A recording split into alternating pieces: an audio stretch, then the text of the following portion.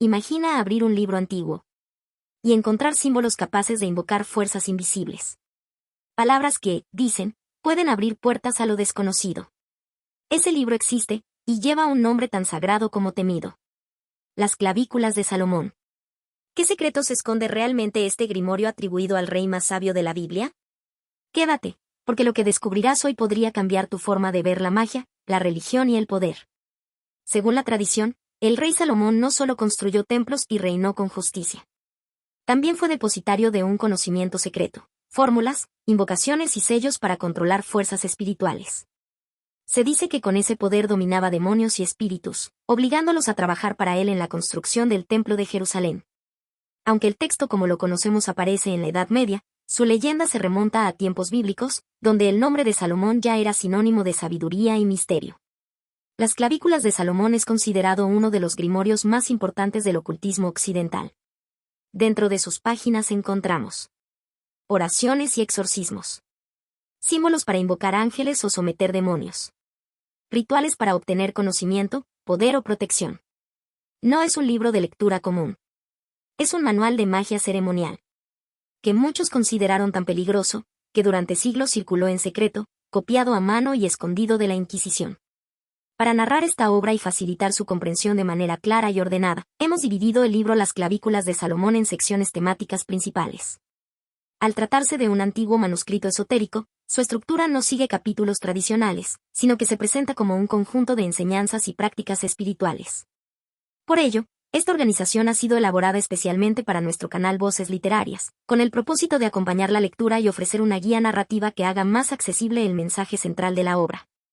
Gracias a esta división, recorreremos paso a paso los aspectos más importantes de este texto atribuido al rey Salomón, su propósito inicial, la figura del sabio monarca como maestro, las condiciones necesarias para el practicante, el sentido de las herramientas y símbolos sagrados, el poder de la palabra divina, la jerarquía de los espíritus, los rituales de invocación y control, así como las advertencias y la reflexión final que encierra el verdadero legado espiritual del libro. De esta manera, esta estructura temática busca resaltar los elementos esenciales de la obra, sus enseñanzas más profundas y la advertencia moral que acompaña a todo conocimiento de poder. Así, enriquecemos no solo la experiencia de lectura, sino también su análisis posterior, captando el sentido simbólico y espiritual que atraviesa toda la tradición de las clavículas de Salomón. 1. Introducción y propósito del libro. El texto abre con un aire solemne, como si desde las primeras palabras quisiera dejar claro que lo que el lector tiene en sus manos no es un simple manuscrito más, sino un compendio cargado de misterio y de poder. Se presenta como un legado atribuido al rey Salomón, aquel monarca célebre en la tradición de Israel por su sabiduría incomparable. Desde la primera línea, la obra marca distancia de cualquier relato ordinario. No pretende ser crónica ni fábula, sino una guía práctica y espiritual, un manual que, según afirma, contiene las llaves para comunicarse con lo invisible. El tono inicial es a la vez inspirador y advertidor. Se nos dice que lo que aquí se revela es un conocimiento de origen divino, concedido a Salomón y reservado solo a quienes tengan la disposición correcta. Este saber no es para el curioso ni para el imprudente, señala en uno de sus pasajes, dejando claro que no se trata de un entretenimiento, sino de un camino cargado de responsabilidad. En estas palabras se percibe la intención de delimitar quién puede acercarse a este legado, únicamente el que busque la verdad con pureza de corazón. A lo largo de esta introducción, se insiste en que el contenido del libro no debe entenderse como un cúmulo de fórmulas mágicas sin alma. Por el contrario, se presenta como un conjunto de enseñanzas sagradas, nacidas del contacto entre el hombre y Dios. Los ángeles, los espíritus y todas las entidades mencionadas en la obra aparecen siempre subordinadas a un principio superior, la voluntad divina. Esta idea resulta fundamental porque pone de relieve que el verdadero poder no reside en dominar a las fuerzas invisibles, sino en mantenerse fiel a la obediencia. La advertencia es reiterada de distintas formas. Se recalca que la práctica de lo contenido en el libro puede abrir puertas a maravillas, pero también a peligros. El que invoque sin fe caerá en ruina, dice una de las frases, que funciona como recordatorio de que el riesgo más grande no está afuera, sino en la intención torcida del propio corazón. Así, desde el inicio, la obra funciona como un espejo de la moral, muestra que el poder espiritual solo es seguro cuando está sostenido en la fe y la disciplina interior. Otro aspecto notable de esta primera parte es cómo sitúa a Salomón no solo como rey, sino como maestro espiritual.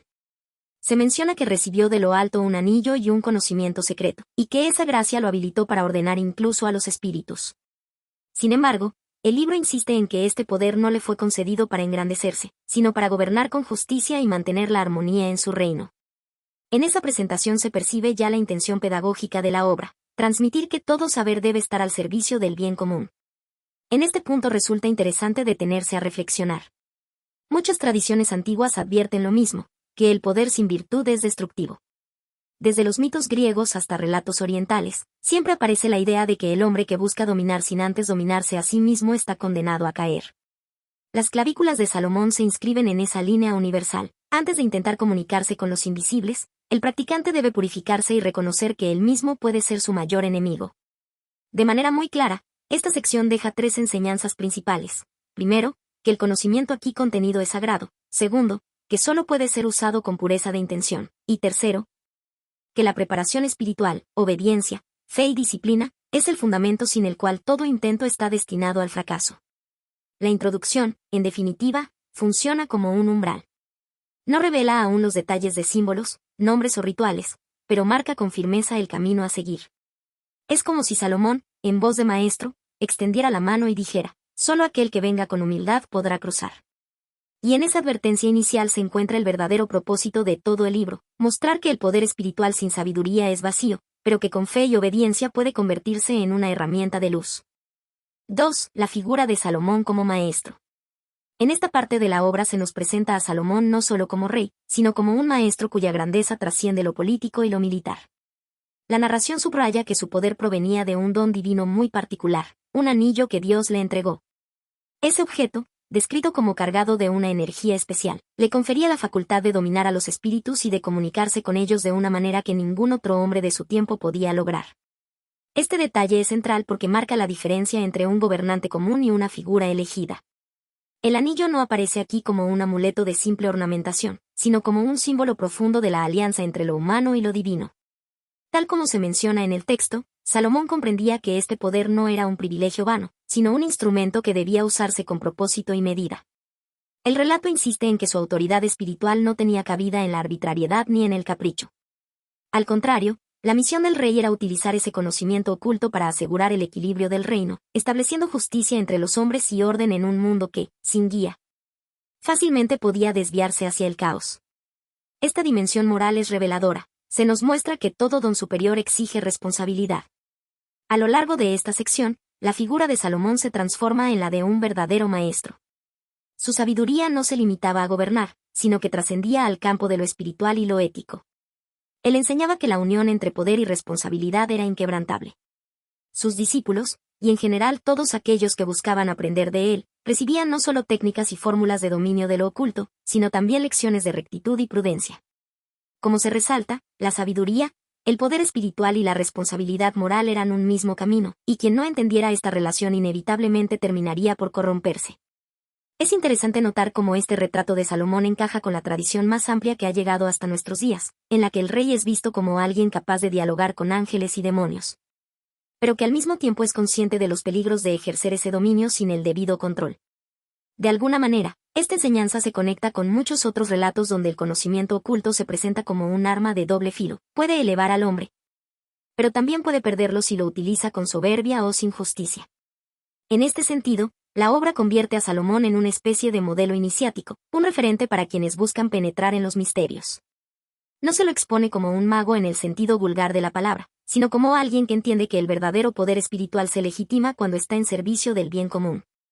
Esta representación de Salomón como maestro de lo oculto también nos invita a una reflexión más amplia. ¿Qué significa realmente tener sabiduría? No basta con acceder a secretos o dominar fuerzas invisibles. El verdadero aprendizaje consiste en cómo se aplica ese conocimiento para guiar, proteger y construir. Y es precisamente esa dimensión ética la que diferencia a Salomón de tantos otros personajes históricos o legendarios que cayeron en la trampa de usar lo oculto para fines egoístas. 3. Preparación del practicante. En esta parte de las clavículas de Salomón, el autor se detiene a explicar algo fundamental, la preparación del practicante antes de intentar cualquier operación espiritual o contacto con lo invisible. No se trata de un mero formalismo, sino de un proceso que busca purificar al individuo y al mismo tiempo colocarlo en un estado adecuado, tanto físico como espiritual. Lo primero que se destaca es la necesidad de someterse a un periodo de purificación personal.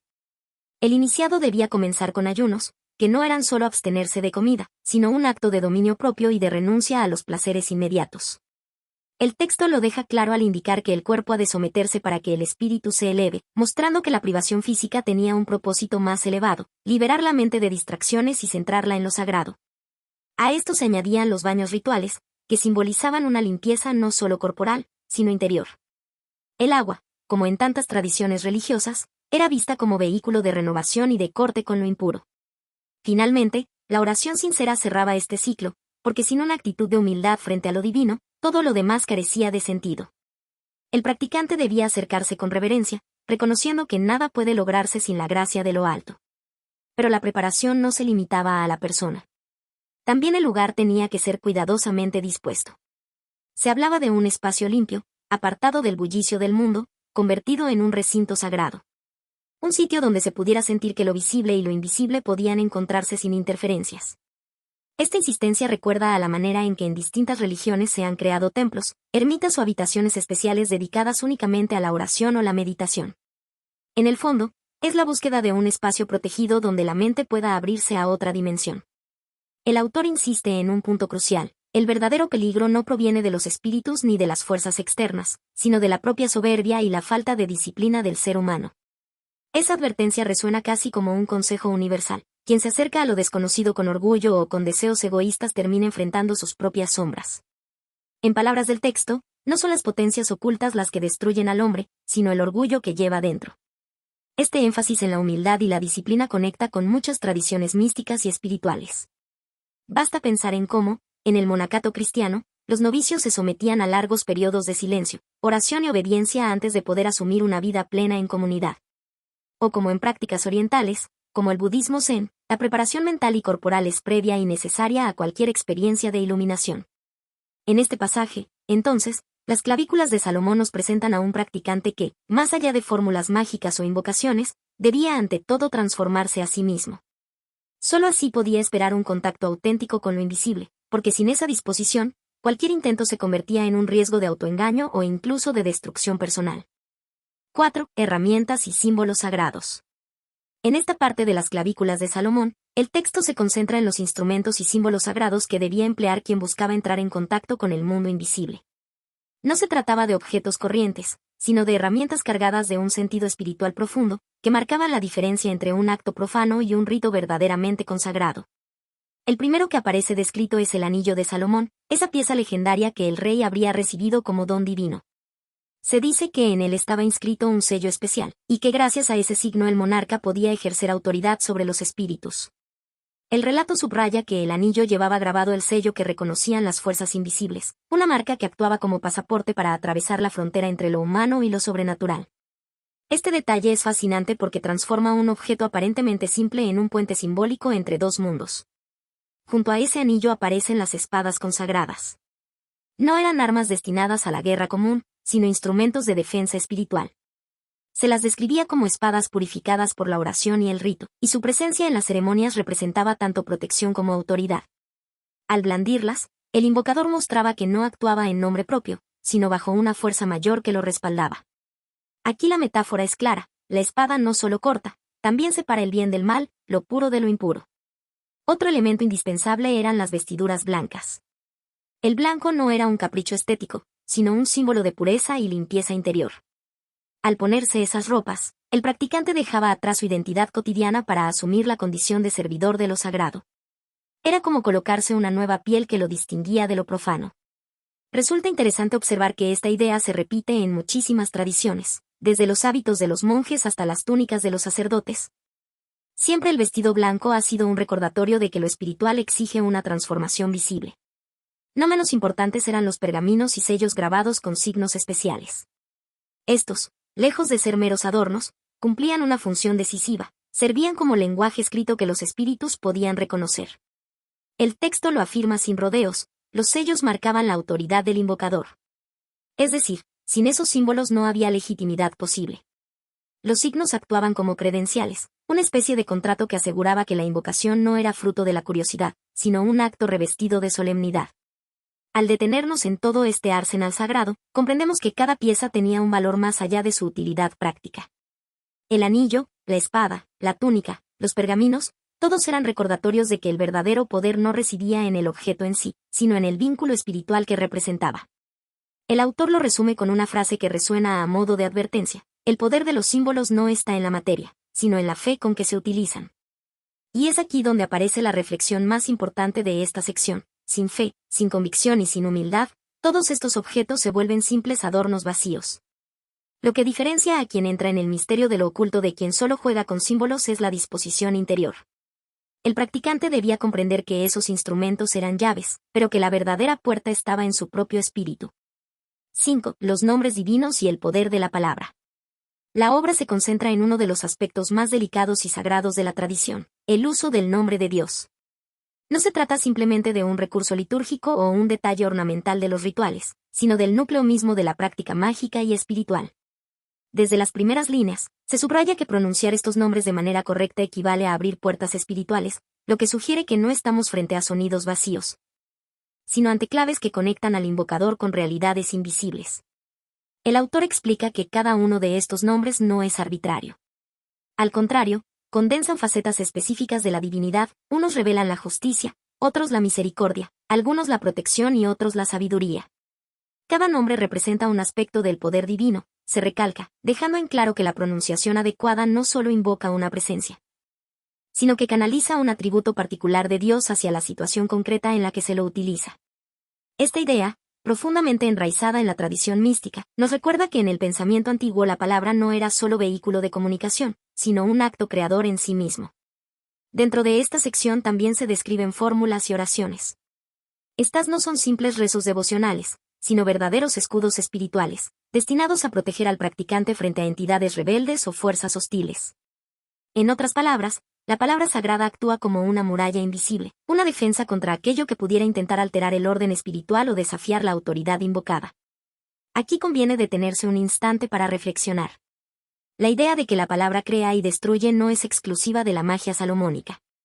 En muchas culturas, desde los mitos egipcios hasta los relatos bíblicos, se sostiene que el universo surge del verbo, del sonido inicial que lo convoca a la existencia.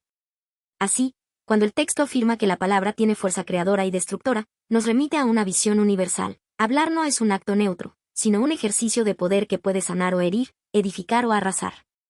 Una enseñanza central se va dibujando con claridad: estos nombres y fórmulas no deben ser manipulados a la ligera.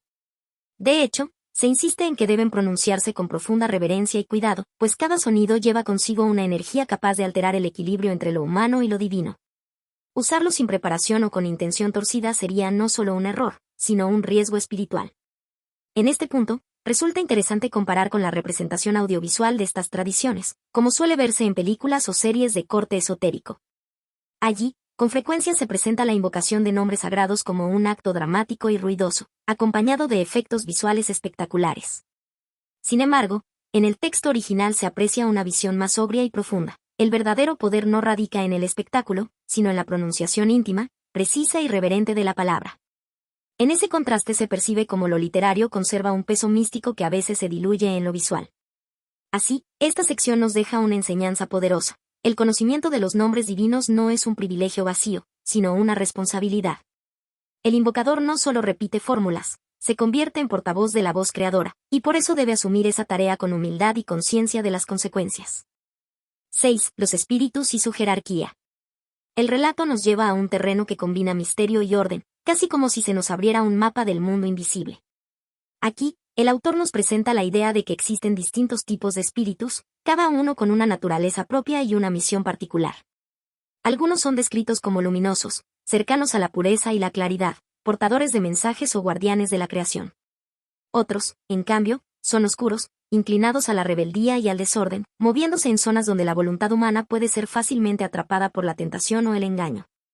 Lo fascinante es que no se trata de un caos sin dirección. El texto explica que existe una jerarquía bien definida, una especie de gran escala invisible donde cada entidad tiene su lugar asignado. Es como si el universo espiritual funcionara bajo un sistema de rangos, similar a una corte real o a un ejército, en el que nadie está sin un papel específico. En este orden oculto, se habla de príncipes, reyes y subordinados, todos organizados según la función que desempeñan en el equilibrio entre lo divino y lo terrenal. El rey Salomón enseña que conocer los nombres y los atributos de estos espíritus es clave para poder llamarlos y, en ciertos casos, darles órdenes. Pero siempre se subraya que esta autoridad no surge del ser humano en sí mismo, sino que procede únicamente del poder de Dios. En otras palabras, los espíritus solo pueden obedecer cuando la invocación se hace con la fuerza espiritual legítima, revestida de la luz y del nombre divino. Aquí radica una enseñanza central. Sin esa conexión superior, cualquier intento de contacto con esas fuerzas es peligroso y puede terminar en dominio del espíritu sobre el hombre, y no al revés. En este punto, el libro ofrece una advertencia clara. Muchos de estos espíritus son rebeldes por naturaleza, y no aceptan fácilmente la sumisión. Por eso, las fórmulas y nombres sagrados no son simples palabras, sino herramientas de autoridad que protegen al invocador y le otorgan el derecho de mandar. Se nos recuerda que el mundo espiritual no es un juego, sino un ámbito donde la reverencia y el respeto son vitales. Una reflexión que surge al escuchar estas enseñanzas es cómo este concepto de jerarquía espiritual se refleja en muchas tradiciones del mundo. En la angelología cristiana, en la demonología medieval o incluso en las cosmovisiones orientales, se repite la idea de un orden invisible donde cada ser ocupa un sitio. Esto nos habla de una intuición universal, la creencia de que más allá de lo que vemos hay fuerzas organizadas que influyen en la vida humana.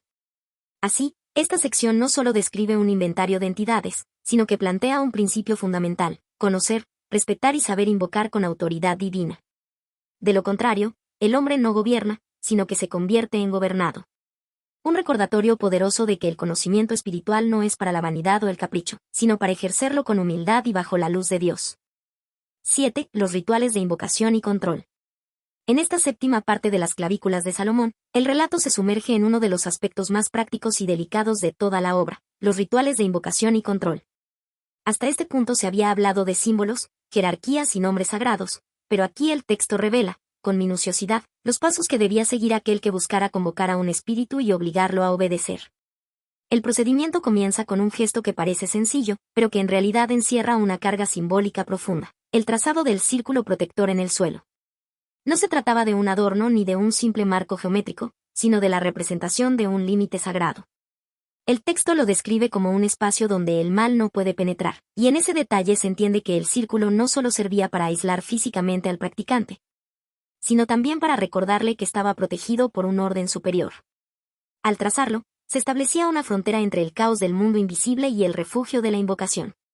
Una vez delimitado ese espacio, el ritual avanzaba con la pronunciación de oraciones solemnes. No eran palabras improvisadas, sino fórmulas cuidadosamente preservadas.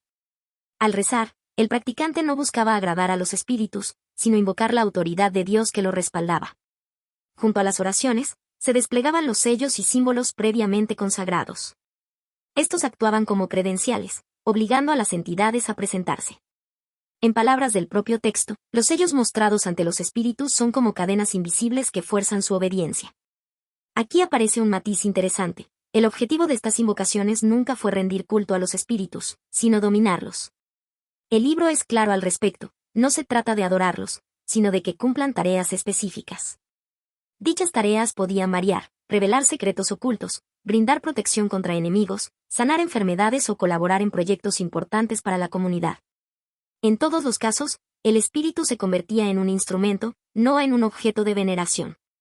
Sin embargo, el texto advierte con dureza sobre los riesgos. El invocador debía mantener siempre el control absoluto. Si cedía al miedo, a la fascinación o al deseo de poder, el ritual podía volverse en su contra. El autor lo resume en una frase que funciona casi como sentencia: ceder es perder, y perder significa la ruina. Esta idea resuena como advertencia universal: enfrentarse a fuerzas superiores sin la disciplina adecuada puede resultar fatal. En este punto, vale la pena hacer una breve reflexión. La necesidad de establecer un círculo, recitar fórmulas precisas y mostrar símbolos de poder revela algo que trasciende lo esotérico: la importancia de los límites y del orden en cualquier práctica humana. Incluso en la vida cotidiana, quien no marca fronteras claras suele quedar a merced de lo externo. En el caso de estos rituales, ese principio se eleva a un plano espiritual y cósmico. Además, esta sección deja entrever un aspecto fascinante: la tensión entre el hombre y lo invisible. Por un lado, los espíritus poseen poderes que el ser humano no puede alcanzar por sí mismo. Por otro, solo mediante el uso correcto de la palabra, el símbolo y la fe, el hombre puede imponerse sobre ellos. Es un equilibrio frágil, donde la línea entre el dominio y la sumisión se vuelve peligrosamente delgada. Así, esta parte del libro no solo ofrece un manual de procedimientos rituales, sino que transmite una enseñanza mucho más amplia: la verdadera fuerza del practicante no radica en los objetos ni en las fórmulas, sino en su capacidad de mantenerse firme, vigilante y centrado, incluso frente a lo desconocido. 8. Advertencias y peligros. El texto se adentra en un terreno mucho más reflexivo y moral, las advertencias y peligros que rodean la práctica de la magia y el conocimiento de los espíritus. Tras explicar los métodos de invocación y control, Salomón se detiene a alertar al lector sobre las consecuencias de usar estos secretos de manera indebida. Desde el inicio, la advertencia es clara y contundente. Todo aquel que use este conocimiento con fines egoístas sufrirá castigos. Aquí no se trata de simples amenazas. El texto enfatiza que la desobediencia a los principios éticos puede traer consecuencias devastadoras, no solo de carácter espiritual, sino también sobre la propia vida del practicante. El peligro que enfrenta el invocador no se limita a la rebeldía o malicia de los espíritus. Salomón señala que el riesgo más sutil y traicionero proviene de la corrupción moral del hombre mismo. En palabras del libro, el mal habita primero en el corazón que en lo invisible. Esta frase refleja la idea central de que el poder no es inocuo. Quien no mantiene la integridad y la templanza puede quedar atrapado por su propio orgullo, ambición o miedo. El libro insiste en que estos secretos no son herramientas de dominio personal o enriquecimiento egoísta, sino medios para servir a un propósito superior. Un elemento que Salomón enfatiza es la naturaleza del poder en sí. El poder es un préstamo divino, y no un regalo absoluto, dice el texto, recordando al lector que todo conocimiento y habilidad extraordinaria debe ser manejado con respeto y humildad. Esta perspectiva conecta con tradiciones éticas que atraviesan la historia. En la Grecia antigua, los filósofos ya advertían sobre la responsabilidad que acompaña al saber, en la narrativa bíblica. Figuras como Moisés o el propio Salomón mismo se muestran como guardianes de una sabiduría que no puede ser tomada a la ligera. A lo largo de la sección, el autor plantea un dilema fundamental que da sustancia a toda la obra. ¿Quién merece realmente tener acceso a estos secretos? La respuesta, según Salomón, es clara: solo aquellos que busquen la justicia y el bien común. No basta la curiosidad ni el deseo de poder, el conocimiento debe ser un instrumento para proteger, sanar y actuar con rectitud. La advertencia adquiere un tono casi pedagógico: la magia no es un fin en sí misma, sino un medio que exige responsabilidad, ética y un propósito noble. Reflexionando sobre esto, uno puede notar la relevancia de estas ideas incluso en la vida cotidiana moderna. El poder, en cualquier forma, sea económico, político o tecnológico, exige vigilancia y disciplina. Tal como el libro lo indica, la corrupción no proviene solo de los elementos externos que enfrentamos, sino de nuestras propias debilidades internas. La analogía entre los secretos espirituales y los dilemas éticos de hoy resulta profunda y aplicable. Quien maneja herramientas de gran influencia debe hacerlo con integridad. En resumen, esta sección de las clavículas de Salomón no solo enseña sobre rituales y nombres de espíritus, sino que también actúa como guía moral. Salomón advierte que el conocimiento conlleva responsabilidades, que los espíritus obedecen a la autoridad legítima, y que la verdadera amenaza es la corrupción interna. Al lector le queda una lección clara: la sabiduría y el poder son regalos sagrados, prestados temporalmente, que solo deben usarse para la justicia y el bien común. 9. El mensaje final de Salomón. El texto se adentra en la dimensión más profunda y filosófica de la obra, cerrando con una reflexión que trasciende la magia y se centra en la ética y la espiritualidad. Desde el primer párrafo, Salomón deja claro que la verdadera maestría no radica en el dominio de los espíritus ni en el uso de rituales, sino en la capacidad del ser humano para gobernar su propio corazón. Como él mismo afirma, el verdadero sabio no es quien controla espíritus, sino quien controla su propio corazón.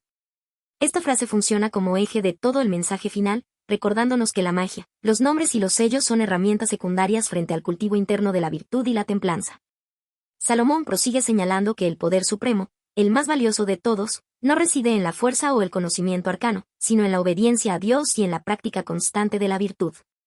El mayor poder de todos es la obediencia a Dios y la práctica de la virtud, enfatiza el texto, subrayando que toda habilidad sobrenatural carece de valor si no se acompaña de rectitud y de un propósito moral. En esta parte se observa cómo la obra se desplaza del plano operativo de la magia al plano ético, convirtiéndose en una guía para la conducta humana más que en un manual de poder.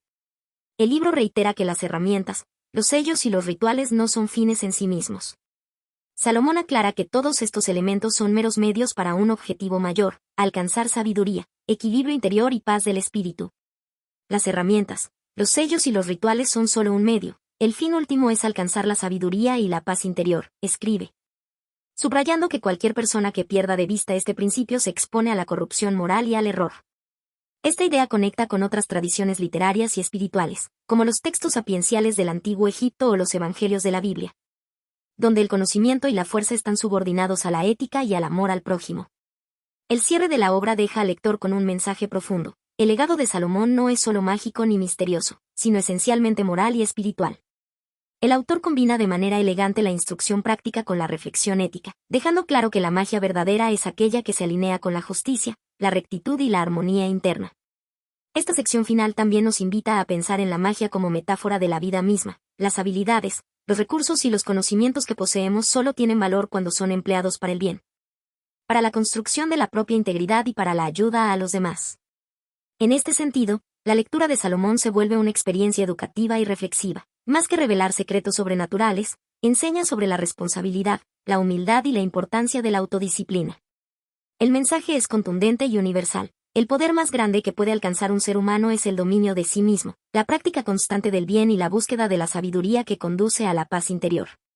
Así, la obra concluye con una exhortación que resuena en todas las épocas. El verdadero legado no está en los rituales, sino en la virtud y en el corazón del hombre. Las clavículas de Salomón es un texto que ha fascinado y perturbado a lectores durante siglos, no solo por su contenido aparentemente esotérico, sino por la profunda combinación de instrucción práctica y reflexión moral que contiene.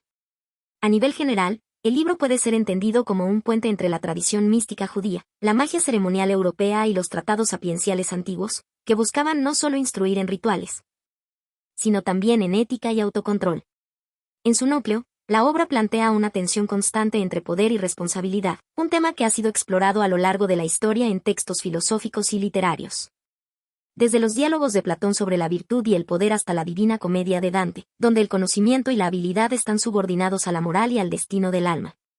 Desde la perspectiva de teorías psicológicas contemporáneas, se puede leer las clavículas de Salomón como un manual sobre autocontrol, introspección y desarrollo personal, aunque envuelto en símbolos y rituales mágicos. Por ejemplo, la insistencia de Salomón en que el verdadero sabio no es quien controla espíritus, sino quien controla su propio corazón conecta con nociones modernas de inteligencia emocional y regulación del comportamiento, estudiadas por autores como Daniel Goleman, quienes sostienen que el manejo de las emociones internas es la verdadera clave del liderazgo y la sabiduría. Esta dimensión interna del poder, que trasciende los actos externos, permite interpretar el libro no solo como un texto místico, sino también como una metáfora de la responsabilidad ética y del crecimiento personal. Al analizar el contexto histórico, las clavículas de Salomón surgen en una sociedad profundamente influenciada por la religión, la superstición y los códigos morales estrictos. Su popularización, principalmente en la Europa medieval y renacentista, coincide con épocas de gran interés por el ocultismo, la alquimia y la búsqueda de conocimiento secreto. En este sentido, el libro refleja las tensiones culturales de su tiempo, la curiosidad por lo desconocido, el temor al mal y la necesidad de moralizar el uso del conocimiento. Sin embargo, también puede leerse como un comentario social. Advierte sobre los peligros de la corrupción moral y del uso egoísta del poder, algo que sigue siendo relevante en cualquier época. Pues las sociedades contemporáneas todavía lidian con dilemas de ética y autoridad, aunque en contextos más seculares o tecnológicos. En cuanto a su recepción, el libro ha generado siempre una mezcla de fascinación y recelo. Para el público general, representa un misterio, es intrigante y ofrece una ventana a tradiciones ocultas, mientras que para la crítica literaria o académica, se le aprecia más como un documento histórico y cultural que revela la mentalidad y los valores de los periodos en que circuló. Se reconoce su estructura lógica interna, la combinación de instrucciones rituales con enseñanzas morales, y el estilo narrativo que mantiene al lector consciente de la importancia de la ética sobre la mera eficacia mágica. Es importante subrayar que la presentación de este libro no tiene fines prácticos ni religiosos. No se trata de un manual para practicar magia ni de un tratado para profesar alguna religión. Se presenta como un texto misterioso, una pieza literaria e histórica que revela la manera en que antiguos autores y culturas concibieron la relación entre poder, conocimiento y moral. En este sentido, su estudio es valioso por su capacidad de hacernos reflexionar sobre la responsabilidad ética, el autocontrol y la búsqueda de sabiduría, sin necesidad de involucrarnos en rituales o prácticas místicas. En síntesis, las clavículas de Salomón no solo nos ofrece un relato de secretos y símbolos, sino una enseñanza ética que trasciende el tiempo. Al leerlo, uno se encuentra con un texto que dialoga con la filosofía clásica, con teorías modernas de psicología y con la realidad histórica de su surgimiento. Es, en esencia, un misterio literario que invita a la reflexión, recordándonos que la verdadera magia no reside en el poder externo, sino en la capacidad de dominar nuestro propio corazón y vivir de acuerdo con la virtud. A pesar de su antigüedad, las clavículas de Salomón sigue siendo estudiado en círculos ocultistas y esotéricos. Inspiró a magos renacentistas, alquimistas y sociedades secretas. Y en pleno siglo XXI, sigue apareciendo en foros y rituales de magia ceremonial. Es un testimonio vivo de cómo la humanidad nunca dejó de buscar atajos hacia lo divino, aunque esos caminos sean oscuros y arriesgados. Las clavículas de Salomón no son solo un libro. Son un espejo de nuestros miedos y deseos más antiguos. Dominar lo invisible, tocar lo prohibido, alcanzar lo eterno. ¿Fue realmente escrito por el rey sabio, o por manos que usaron su nombre para dar autoridad a un conocimiento oculto? Esa respuesta, quizás, se perdió en el tiempo. Pero lo que sí está claro es que, desde entonces, la humanidad sigue preguntándose lo mismo. ¿Qué precio estás dispuesto a pagar por el poder? Si este misterio te atrapó, comparte este video y suscríbete para seguir explorando juntos los libros que la historia quiso mantener en la oscuridad.